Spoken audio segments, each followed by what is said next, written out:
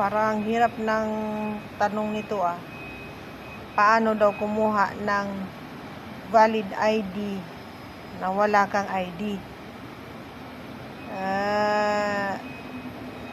Sa akin nun, una kumuha muna ako ng hindi, meron na kasi ako nun sa probinsya. Kasi dati pwede pa yung voters ID. May voters ID na ako nun.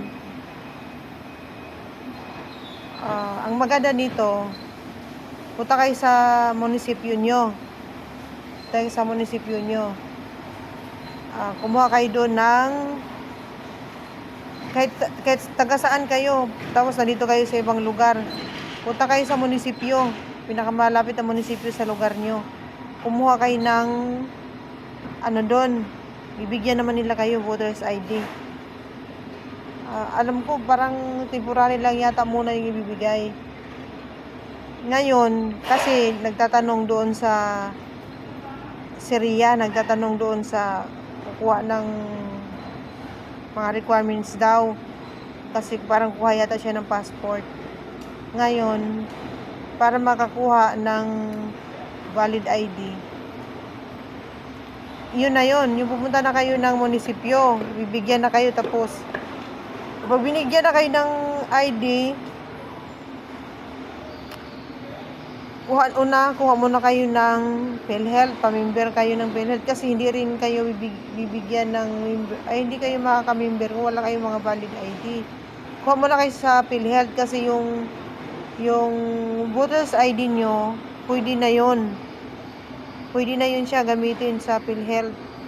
Tapos meron na kayong membership sa PhilHealth. Tapos hindi ko alam kung magbibigay sila agad ng ID. Alam ko muna, ilang months muna yata bago sila magbigay. Hindi na kasi ko update, ang tagal ko na kasi dyan sa na yan eh.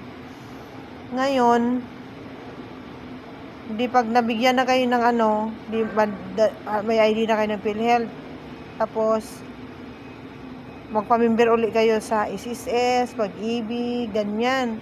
Basta may mga valid IDs na kayo. Kasi yung iba, dalawang ID yung hinahanap.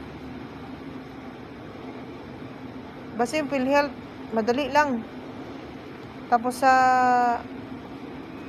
Pag-ibig naman, hindi pa kayo bibigyan yan eh. Account lang muna yung ibibigay niyan sa inyo. Ganon lang. Tapos sunod-sunurin mo na lang para makaano ka ng mga IDs, kasi mahirap talaga. Kaya nga yung UMID ngayon na membership, kailangan nyo talagang yun, yung parang seryosohin nyo talaga, kasi yan na yung pinaka ngayon na IDs. Kahit isa lang okay na, hindi katulad ng iba na may IDs ka na tapos may hinahanap ang iba. Lalo na kung dito ka nakatira, tapos ka ng mga tawag doon, naka-address dito yung ID mo. Yung maganda din yun, madali kang makakuha.